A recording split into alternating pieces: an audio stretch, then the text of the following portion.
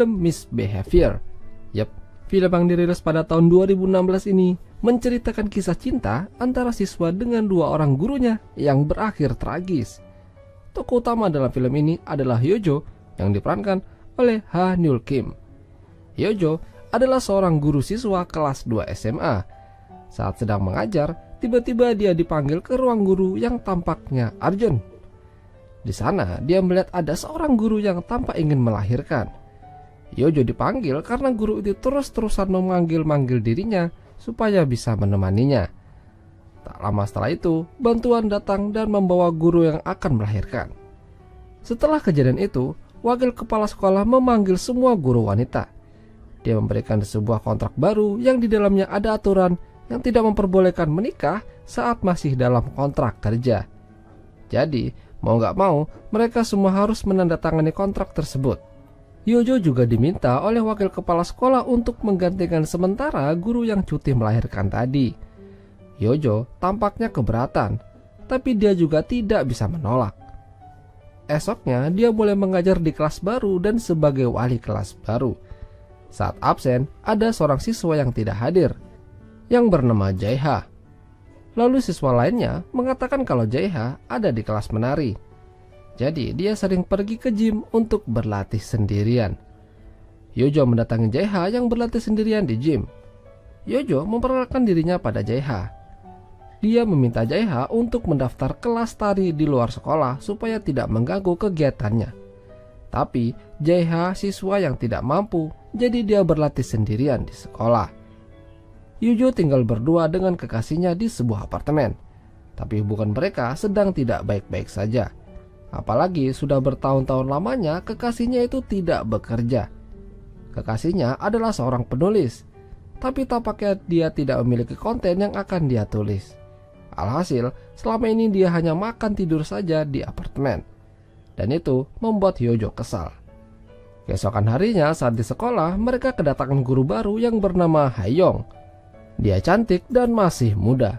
Selain itu, dia adalah anak dari ketua dewan sekolah. Haeyong tampaknya kenal dengan Hyojo karena mereka pernah satu kampus. Tapi Hyojo merasa tidak ingat. Hyojo juga diperkenalkan dengan ayahnya, Haeyong. Malam harinya saat akan pulang, dia melihat ruang gym masih menyala. Di sana dia melihat Jaeha sedang rebahan karena minum terlalu banyak. Saat didekati, Jaeha tiba-tiba mencium Hyojo tanpa sebab. Hyojo lantas mengantarkan Jaeha pulang yang sempoyongan.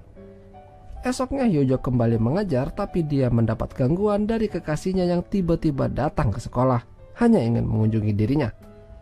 Hyojo kesal padanya karena telah membuang-buang waktu. Hyojo lalu memberikan sejumlah uang padanya dan pergi. Masih dalam keadaan kesal, malamnya Hyojo ditelepon sama Haeyong. Dia diundang untuk makan malam dengannya dan bersama tunangannya. Hyojo tidak mengerti apa maksud dari semua ini. Setelah itu Hyojo juga diberikan kado dari tunangannya Haeyong. Tapi setelah tunangannya pergi, Hyojo menghempaskan kado itu dan marah-marah sama Haeyong.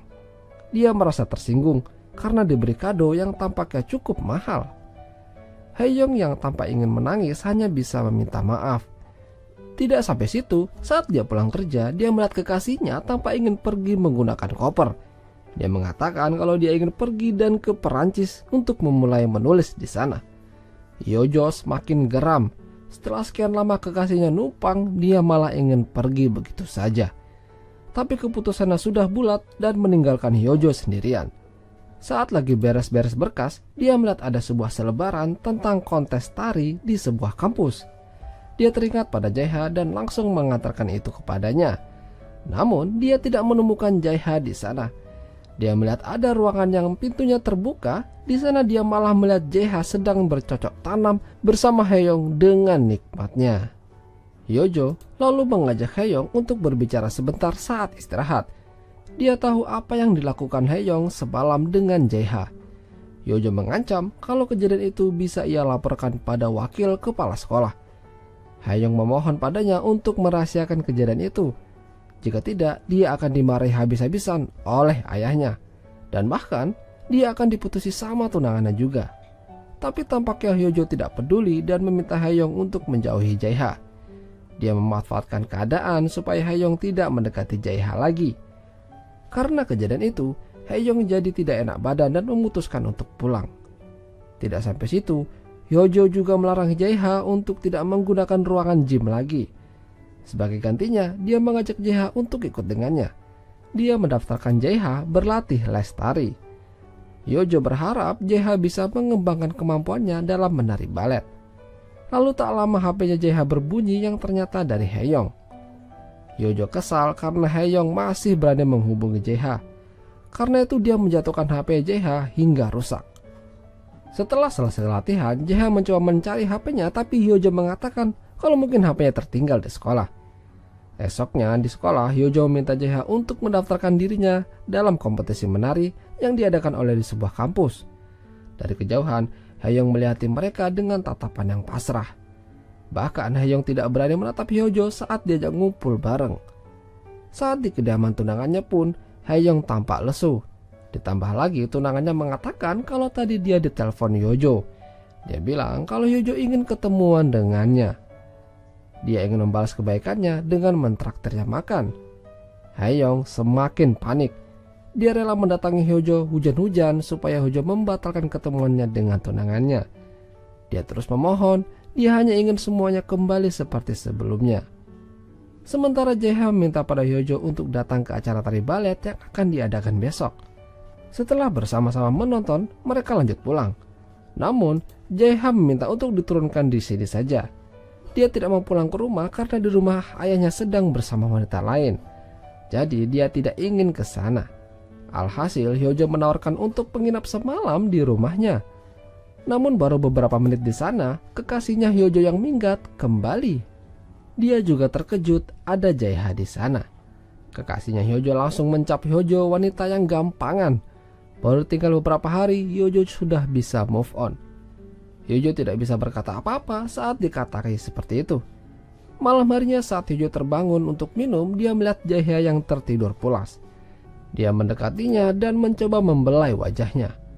Jae-ha terbangun dan langsung mengajak gurunya itu untuk bercocok tanam sampai pagi menjelang. Semenjak itu, hubungan mereka berubah. Hyojo sekarang sering keluar sekolah bersama Jae-ha saat istirahat, mencari tempat sepi dan kembali bercocok tanam.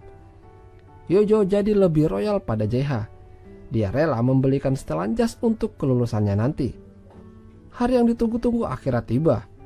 Hyojo bersiap untuk melihat Jae-ha berkompetisi. Saat giliran Jae-ha menari, Hyojo menyiapkan kameranya untuk merekam aksi Jae-ha. Tapi saat itu dia melihat ada sosok yang mirip dengan Haeyoung di kursi depan. Hyojo jadi penasaran dan panik. Hyojo lalu mendatangi kamar ganti untuk mencari Jae-ha yang sudah selesai menari, tapi dia tidak ada. Hyojo semakin panik, takut kalau Haeyoung mencoba mempengaruhi Jae-ha kembali. Dan benar saja, Jae-ha dan Haeyoung berada di dalam mobil sambil membicarakan hubungan dan sandiwara mereka di depan Hyojo. Ternyata selama ini Jae-ha tidak benar-benar menyukai Hyojo. Dan Haeyoung juga tidak takut dengan ancaman yang diberikan Hyojo padanya. Malahan sebenarnya Haeyoung yang pegang kendali atas Hyojo. Di sini Jae-ha lelah bersandiwara dan ingin bersama dengan Hyojo saja. Kecurigaan Hyojo ternyata benar. Dia melihat Jae-ha diantar pulang sama Haeyoung yang membuatnya jadi panas. Besoknya saat di sekolah, Hyojo mengajak Jae-ha untuk berbicara berdua. Dia meminta penjelasan tentang semalam. Mengapa Jae-ha langsung pergi begitu saja? Padahal Hyojo sudah rela berkorban demi dia. Jae-ha dengan santainya mengatakan kalau dia menganggap Hyojo hanya sebagai guru, tidak lebih.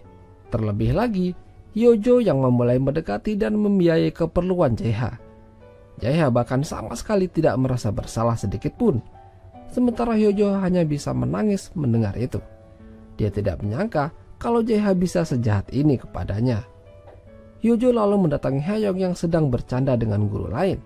Dia mengajaknya untuk berbicara. Hyojo sekali lagi mengancam Haeyoung untuk menjauhi Jae-ha karena dia adalah muridnya. Tapi Haeyoung dengan santainya tidak ingin menuruti ancaman Hyojo. Haeyoung langsung menembak Hyojo kalau dia juga adalah seorang guru yang tidak suci. Dia tahu kalau Hyojo juga ada main dengan muridnya itu. Lalu Haeyoung memberikan beberapa uang pada Hyojo mengembalikan biaya yang telah ia keluarkan untuk Jae-ha. Hyojo hanya bisa terdiam dan merasa tersinggung. Beberapa hari kemudian, guru yang cuti melahirkan akhirnya kembali bekerja. Dan karena itu, Hyojo tidak lagi menjadi wali kelas JH. Dia mendapat kabar buruk kalau satu-satunya guru yang tidak diperpanjang kontraknya hanya dirinya. Dan itu sudah keputusan dari ketua dewan yang tidak lain adalah ayahnya Hae-yong. Hyojo mencoba menghadang Hae-yong yang tampak ingin pulang di tengah lapangan. Di sini keadaan jadi terbalik. Hyojo memohon dan meminta maaf pada Hae-yong atas perbuatannya padanya. Dia tidak ingin keluar dari sekolah. Oleh karenanya dia memohon pada Hae-yong untuk membantunya supaya Hyojo tidak dikeluarkan dari sekolah. Hae-yong yang tidak tega memeluk Hyojo dan mengajaknya untuk ikut dengannya. Tapi Hyojo merasa ada yang aneh dari Hae-yong. Saat di apartemen Hae-yong, Hyojo bahkan bersedia membuatkan makanan untuk Hae-yong supaya Hae-yong bisa membantunya. Sembari sibuk di dapur, Hae-yong menanyakan pertanyaan padanya. Mengapa Hyojo mencintai muridnya yang masih kanak-kanak? Jae-ha belum pantas untuk dicintai karena tingkahnya yang labil. Mendengar itu, Hyojo terdiam dan kembali merasa tersinggung. Apalagi Hae-yong malah mentertawainya. Hae-yong lalu izin untuk tidur sebentar. Hyojo yang masih geram diam-diam mengambil air panas yang masih mendidih. Dengan sadisnya Hyojo menyiramkan air panas itu tepat ke muka Hae-yong yang rebahan. Alhasil Hae-yong berteriak kesakitan. Setelah itu Hyojo memanggil Jae-ha menggunakan HP-nya Hae-yong. Sampai di sana, Jae-ha terkejut melihat Hyojo berada di apartemen Hae-yong. Dia bergegas mencari Hae-yong, takut kalau Hyojo melakukan sesuatu kepadanya. Hyojo kali ini membuat Jae-ha ketakutan karena perkataannya. Karena ketakutan, Jae-ha mendorong Hyojo dan langsung menggagahinya di sofa. Setelah puas, Jae-ha mendengar sesuatu di kamar mandi. Ternyata dia melihat Hae-yong yang lemas dengan muka yang sudah hancur akibat tersiram air panas. Sementara Hyojo pergi dari sana meninggalkan mereka. Akibat perbuatannya, polisi mendatangi Hyojo di sekolah. Sementara Hyojo sudah siap dan pasrah apa yang akan terjadi. Dan akhirnya film pun berakhir. Itulah tadi alur cerita film Please Behavior. Jika kalian suka dengan video ini, jangan lupa untuk tinggalkan like, dan sampai jumpa.